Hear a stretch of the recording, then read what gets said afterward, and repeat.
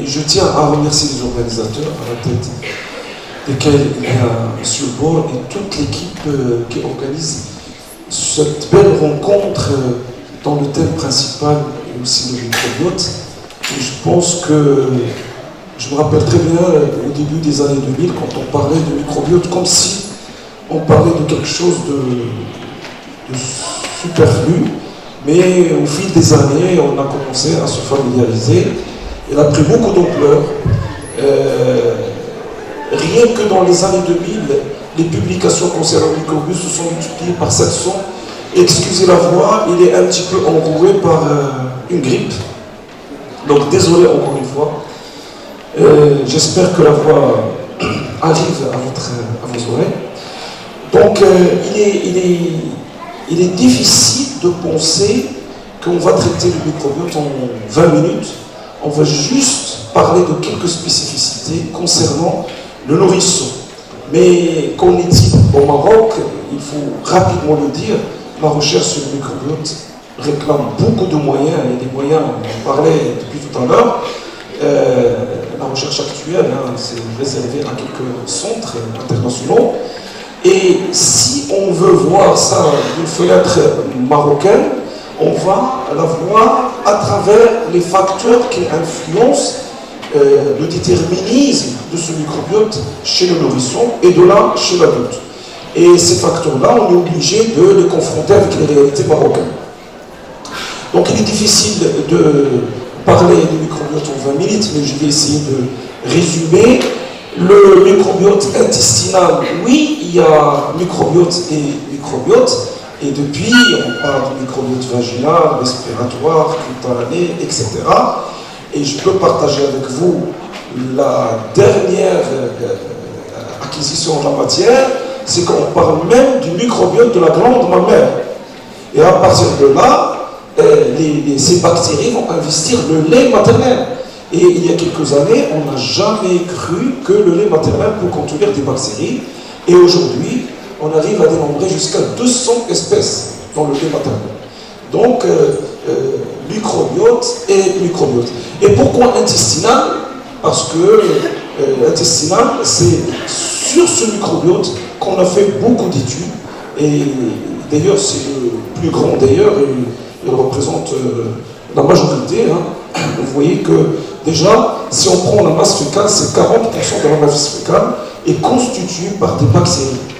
Donc, vous voyez, il y a une masse vivante énorme qui réside au niveau de notre côlon essentiellement et qui va avec laquelle il faut négocier.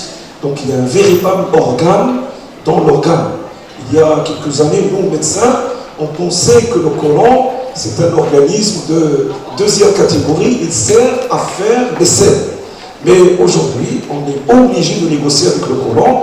C'est fini les organes nobles comme le cœur, le cerveau, etc. Et aujourd'hui, il y a un cerveau, il y a un organe dans le côlon. C'est cette masse bactérienne qui le gouverne. Et c'est un véritable génome. Et c'est une activité métabolique. Et c'est une activité métabolique qui est partagée avec l'hôte. Et d'ailleurs, les anglo-saxons, au début, ils ont parlé de second meal. C'est-à-dire qu'on prend notre repas et le reste, il est utilisé par ces bactéries. Il y a une activité métabolique, production de substrats qui pourront éventuellement être utilisés par notre organisme. Donc vous voyez que on est là où c'est qui va faire la relève au germe. Donc il y a un seul germe qui a gravé cette barrière, ces hélicobactères pylori, qui a développé un dispositif qui lui est propre et il s'est trouvé niche au niveau de l'estomac et il a causé beaucoup d'ennuis et il ne cesse pas de le surprendre. Donc, c'est essentiellement au niveau du côlon, ce microbiote.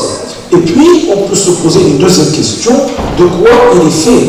Donc, on peut simplifier cette plaque et dire que d'un côté, il y a des bactéries à effet néfaste et d'un autre côté, il y a des bactéries à effet bénéfique, c'est-à-dire qu'ils produisent des effets bénéfiques pour nous.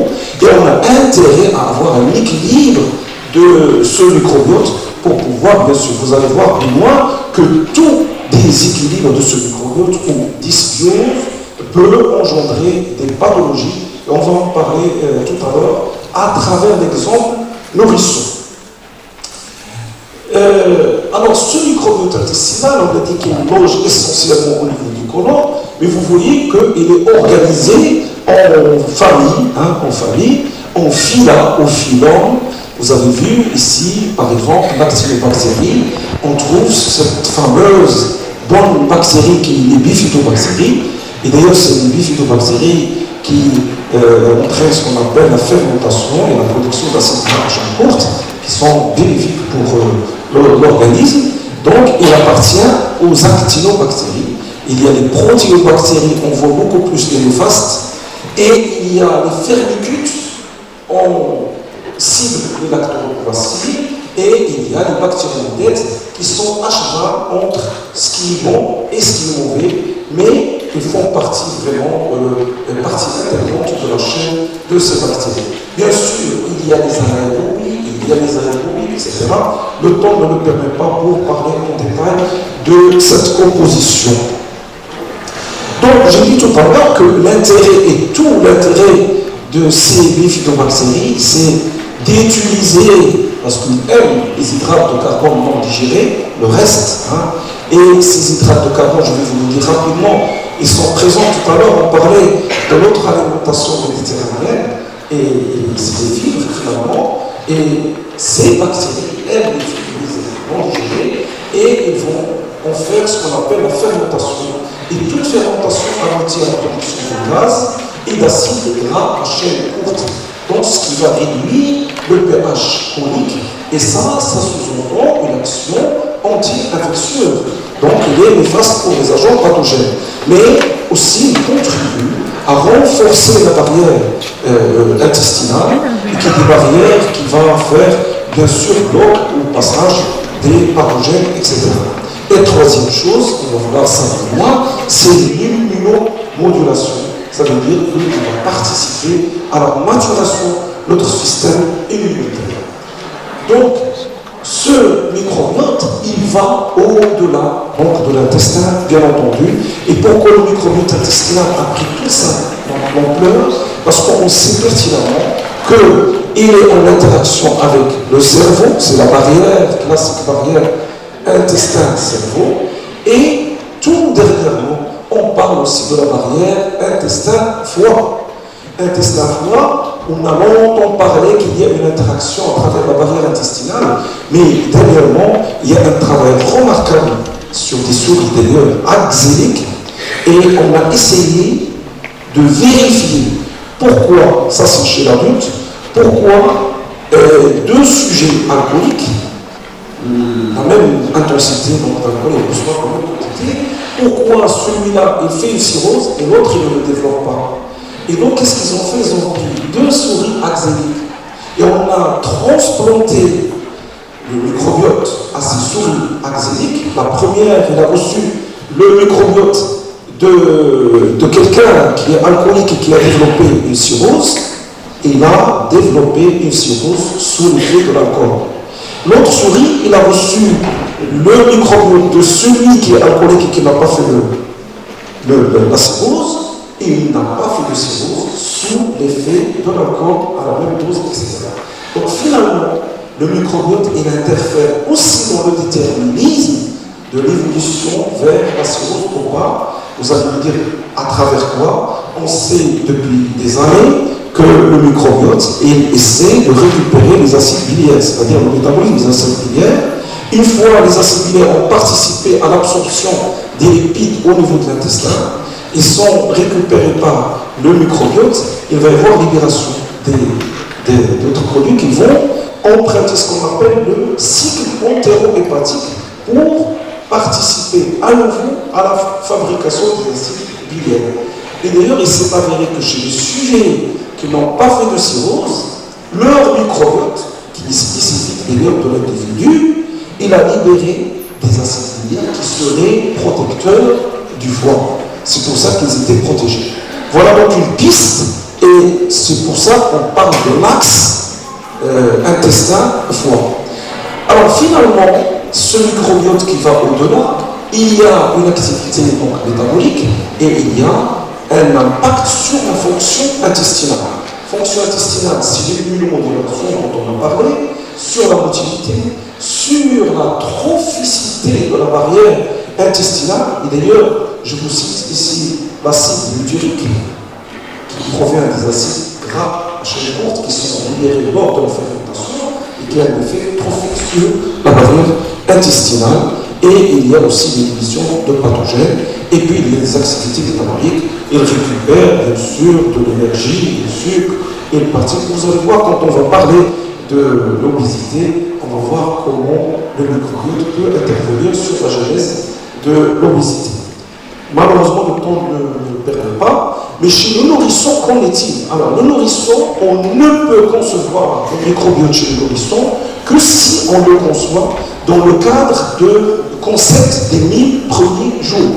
Alors, le concept des premiers jours, ça, c'est une notion qui a été développée après la thèse de Becker, et il s'est avéré que cette période de la vie, elle est cruciale parce que, c'est un avion, on a remarqué, que si on ne fait pas beaucoup d'efforts dans cette période-là, on risque d'être surpris par des pathologies à l'âge adulte. Alors, ce concept des 1000 premiers jours, ça fait 270 jours, c'est la grossesse, c'est la durée de la grossesse, et 365 jours pour la première année et pour la deuxième année. Donc si on fait le compte, ça fait 1000 premiers jours. Donc les scientifiques aujourd'hui s'accordent pour dire que tout se joue dans cette période-là. Et si le microbiote fait partie intégrante de notre santé, donc on doit aussi contribuer à ce que tout se passe dans de bonnes conditions. Ça veut dire quoi? Ça veut dire que si on veut œuvrer pour un microbiote de bonne qualité, il faut le faire bien en amont. C'est au niveau de la grossesse. Alors, ce concept des 1000 premiers jours, comme je vais le représenter ici, voilà en amont, c'est ce qu'on appelle les facteurs qui vont influencer bien sûr la maturation du microbiote du nourrisson, et il faut se placer à ce niveau-là au niveau de la grossesse. Et au niveau de la grossesse, il y a l'intestin de la mère, il y a la cavité vaginale et il y a la cavité buccale qui vont tous contribuer à l'implantation de ce microbiote. Donc on a intérêt à prendre en charge correctement une femme enceinte. Et vous savez qu'une femme enceinte, si elle n'est pas bien prise en charge sur le plan nutritionnel, il peut être exposé à des manifestations métaboliques similaires au syndrome métabolique, à savoir la prise de poids, le diabète gestationnel, etc. Et donc, et tout ça, ça influe sur le microbiote intestinal de la maman qui va influencer à son tour le microbiote du nourrisson. Donc, on a intérêt, tout l'intérêt, à prendre soin de ce microbiote intestinal de la maman en prenant soin de la femme enceinte, bien entendu. La cavité vaginale, bien entendu, on a intérêt à avoir une flore vaginale correcte qui n'est pas perturbée par l'usage abusif de certains antibiotiques, et la même chose pour la cavité buccale. Voilà donc les facteurs qui vont intervenir, et à la naissance, bon, mais avant la naissance, je vais juste dire un mot des dernières acquisitions, bien entendu. On a longtemps considéré que le placenta, il n'y a pas de bactéries dans le placenta. Mais finalement, on a commencé à en parler. Récemment, on parle même de microbiote placentaire. Et la question, d'où viennent ces bactéries qui colonisent le placenta? Alors, les avis diffèrent, les recherches continuent. Il y a une thèse qui dit qu'il y a une similitude entre le microbiome de la cavité buccale et le microbiote du placenta. Donc, est-ce que ça ne vient pas de la cavité buccale de la maman? Et c'est un mécanisme qui n'est pas encore élucidé parce qu'il ne fait pas l'unanimité, donc ça reste une hypothèse. Deuxième, c'est un microbiome. Quand même, on a remarqué qu'il y a la faible densité, et on s'est dit que probablement c'est une contamination du placenta lors de l'accouchement par voie basse. Mais ça ne répond pas à la question. Il y a même, en cas de césarienne, il y a cette remarque qu'il y a des bactéries qui colonisent le placenta. Donc vous voyez que les choses évoluent. À un certain moment, on ne pensait pas, et maintenant... Alors, deuxième chose, je vais revenir à cette diapo. Alors, à la naissance, il y a le mode d'accouchement, et chez le nouveau-né et le nourrisson, il y a l'impact du type de l'allaitement et aussi sur la diversification alimentaire qui doit normalement être à 6 mois avec les discussions qu'on peut discuter. Et puis bien après, ça profite vers le microbiote adulte après. Donc, si on voit maintenant cette plaque, on voit que durant la vie fétale, il y a des bactéries. Il y a des bactéries qui peuvent provenir du liquide amniotique. Je viens d'en dire un petit peu par rapport à la placenta. Il y a le microbiote intestinal des mères.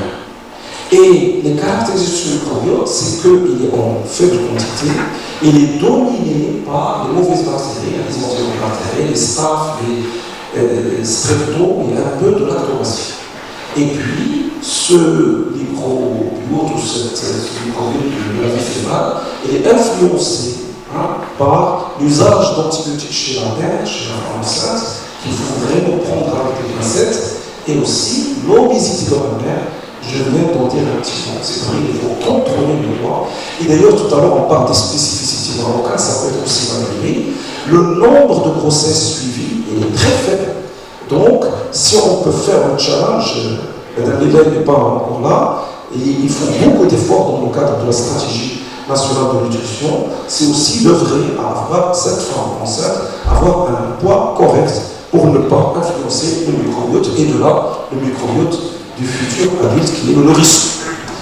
À la naissance, le microbiote, c'est la combinaison entre le microbiote intestinal de la maman et à travers la filière pédogénitale, c'est donc la flore vaginale.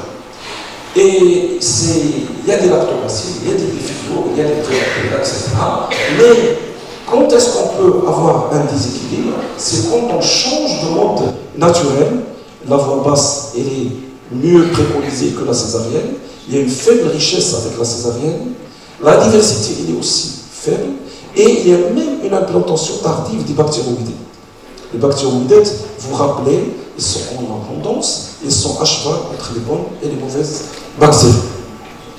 Et puis chez les nouveau-nés et les nourrissons, l'impact aussi de l'alimentation, notamment le lait maternel, l'apport des oligosaccharides, les HMO, les oligosaccharides naturels contenus dans le lait, qui sont par définition bifidogènes. Donc, je vais vous présenter ça tout à l'heure. Et il y a les bifidobactéries essentiellement, mais chez les nouveau-nés et les nourrissons, il y a aussi l'impact des antibiotiques. Faible diversité, les bifidos sont diminués, surtout les protéinobactéries. Le lait artificiel aussi est dans une forte diversité, mais peu de bifidos. Donc vous voyez que le monde alimentaire, il conditionne aussi la nature. On a longtemps considéré cette plaque exprès, je l'ai mis, parce que c'est une plaque ancienne, on a toujours considéré qu'il est stérile, l'intestin du fœtus, mais finalement on change d'avis avec ces données récentes de la présence de bactéries au niveau du placenta. Et puis à la naissance, bien entendu, c'est le mélange, et après, c'est le mode d'accouchement et l'allaitement qui va conditionner ce type de... Alors, il y a ce développement de quel type? Alors, il y a deux phases, cette implantation bactérienne au niveau de l'intestin du bébé. Il y a la phase 1, il y a des anaérobies facultatifs, notamment les staph. Il y a les anaérobies strictes, c'est la phase 2, bifido, lactobacilles. Vous voyez que la phase 2, c'est au-delà de 48 heures, et on commence à voir les bonnes bactéries qui vont produire de belles choses, bien entendu avec les Escherichia coli, les Clostridium, les Staphylocoques, mais plus ou moins. Et un bébé qui est allaité au sein, il est en majorité bifido. Donc, influence de l'alimentation, les facteurs bifidogènes. Deuxième chose, ce mode d'accouchement, comment il peut influencer cette implantation, cette composition de microbiote du nourrisson. La césarienne, vous voyez ici, les bactéries viennent beaucoup plus de l'ambiance, donc c'est nosocomial, du bloc, etc. Et là, c'est essentiellement digestif, on vient de le dire, et vaginal et périnéal. Et là, c'est une apparition des bifidos. Il est tardive, 30 jours, il faut attendre 30 jours pour avoir des bifidos, contrairement à l'accouchement par voie basse, où dès le 10e jour, on est vraiment plein de bifidobactéries, de bonnes bactéries, qui vont faire la fermentation, etc. Bien entendu, il faut tenir compte pour ça de l'effet de l'antibioprophylaxie et son impact sur...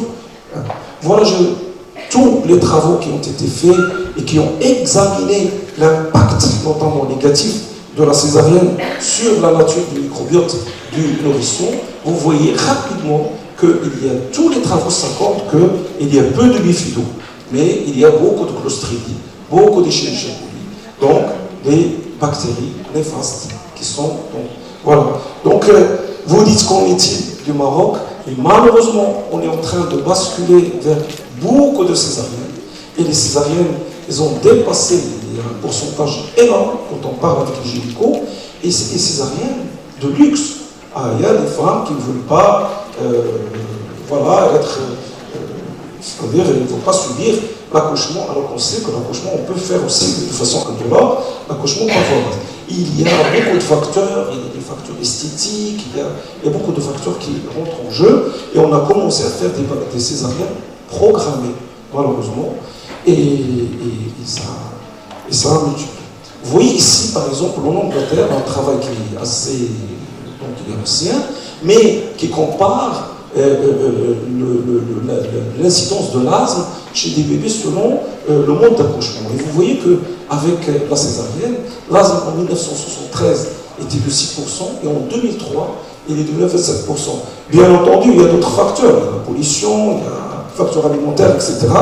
Les facteurs confondants, mais on voit qu'il y a une grande différence. La césarienne, en 1980, c'était juste de 29%, 22,7% en 2003. Et chez nous, en privé, ça peut aller jusqu'à 45% de césarienne. Il y a des pays où on est arrivé à 70% et plus de césarienne. Donc, chaque fois qu'on est contre nature, on doit s'attendre à des surprises, et notamment au niveau de... Alors, voilà, quelles sont les explications qui ont été données à ce problème-là? Il y a la théorie hygiéniste, on va en parler rapidement, qui altère donc le microbiote, la réponse immunitaire et montre le risque allergique avec des productions de cytokines, etc. Il y a aussi l'attaque néonatale qui accompagne ce mode d'accouchement et qui peut augmenter le risque allergique chez ces bébés. Alors, il y a toujours ce mode d'accouchement par césarienne. Il y avait une méta-analyse en 2008 de 20 études et qui ont dit qu'en cas de césarienne, le risque augmente de 20,7%. Le risque d'asthme, plus prononcé en cas d'atopie familiale, bien entendu, et le risque est plus important avec la césarienne programmée encore plus. Donc vous voyez qu'on est en train de faire donc, le chemin inverse en encourageant ces... Alors tout à l'heure, on a parlé de la maman rapide. Donc j'ai dépassé peut-être les... J'ai dépassé... Excusez-moi. Ça, je le savais, en 20 minutes, c'est difficile, mais bon, je vais essayer de cravacher. Alors, on a dit, chez la femme enceinte, il faut agir. Le mode d'accouchement, il faut agir et opter pour un accouchement par voie basse pour escompter un microbiote de bonne qualité. Et bien sûr, le mode alimentaire, il faut aussi œuvrer pour un allaitement maternel. Vous dites qu'on était au Maroc, l'allaitement maternel exclusif, en 2007, on est arrivé à un chiffre catastrophique de 15%. Puis après, en parallèle avec la stratégie nationale de nutrition lancée par le ministère, il y avait des spots, il y avait des programmes de sensibilisation. On est aujourd'hui à 27.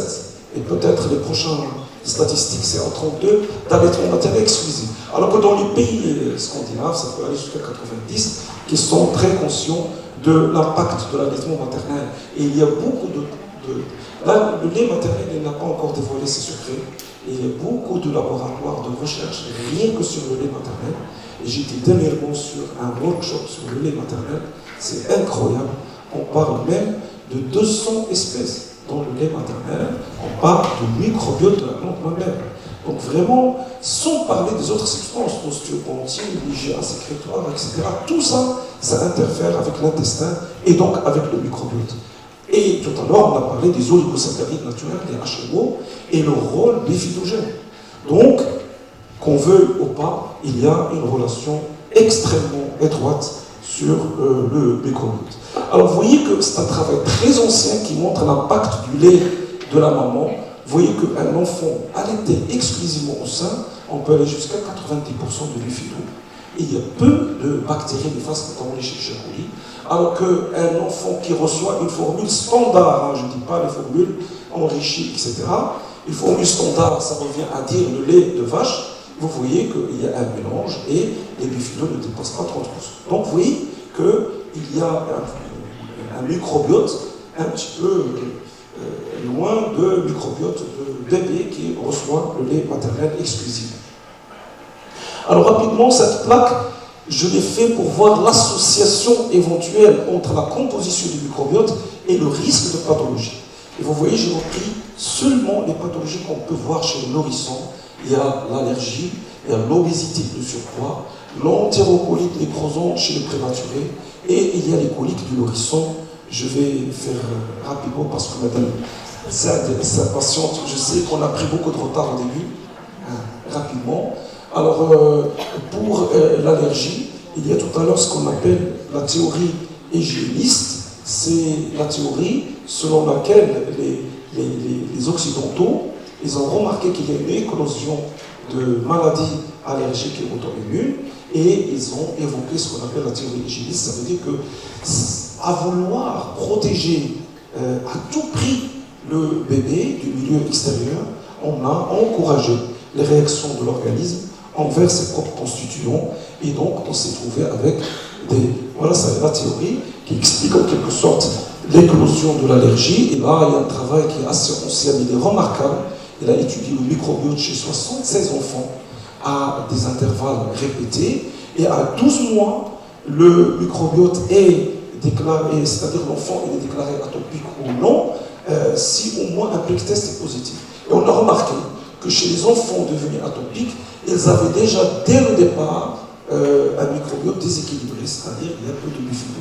Et à l'inverse, ceux qui ne sont pas atopiques, ils avaient beaucoup de bifido à l'âge jeune, c'est-à-dire chez les nourrissons. Et puis il y a l'obésité, je passe peut-être, il y a tout une présentation tout à l'heure sur l'obésité. Bon voilà, le mécanisme, etc. Le temps ne le permet pas pour vous parler de ça. Juste pour la partie pédiatrique, il y avait un travail de Kalliomäki en 2008 aussi, qui a... Les Scandinaves, ils ont cette culture, ils suivent les cohortes. Et vous avez vu, donc ils ont suivi des enfants, et ceux qui sont devenus obèses, ils avaient, parce qu'ils ont analysé au fur et à mesure le microbiote depuis la naissance, ils ont remarqué que dès le jeune âge, ils avaient peu de bifido et beaucoup de staph, et à l'inverse, ceux qui sont restés minces, ils avaient peu de staph et beaucoup de bifidobactéries. Donc, on comprend très bien que les bifidos interfèrent dans l'immunomodulation, mais aussi dans l'obésité et le surpoids. Et puis la dernière plaque, madame Sainte, voilà, c'est en parlant du colique. Les coliques du nourrisson, depuis la première description dans les années 50, on a toujours émis des hypothèses, et jusqu'à présent, on n'a pas trouvé une étiologie à ces coliques. Ces coliques, je vous rappelle, c'est des pleurs incessants qui surviennent chez le nouveau-né et qui vont en augmentant jusqu'à l'âge de 3 mois, et puis ça diminue, ça disparaît. Il n'y a aucun impact sur le physique, il n'y a pas de pathologie, etc. Mais l'inconvénient, c'est l'inconfort que ça peut engendrer chez les parents, et souvent c'est des parents qui viennent consulter le soir, et d'ailleurs les coliques, c'est la fin de l'après-midi et le soir que surviennent. Et puis, ce travail-là de Savino, qu'est-ce qu'il a permis donc il a travaillé donc deux groupes d'enfants, de nourrissons allaités au sein, un groupe avec colique et un groupe sans colique. Il a remarqué que ceux qui n'ont pas de colique, ils avaient beaucoup de lactobacilles par rapport à ceux qui avaient... Donc, depuis, on a toujours cherché les facteurs qui déclenchent ces coliques, et on a dit que parmi les facteurs, entre autres, il y a la dysbiose, c'est-à-dire le déséquilibre de microbiote. J'ai dépassé mon temps, désolé mesdames, je vous remercie pour votre attention.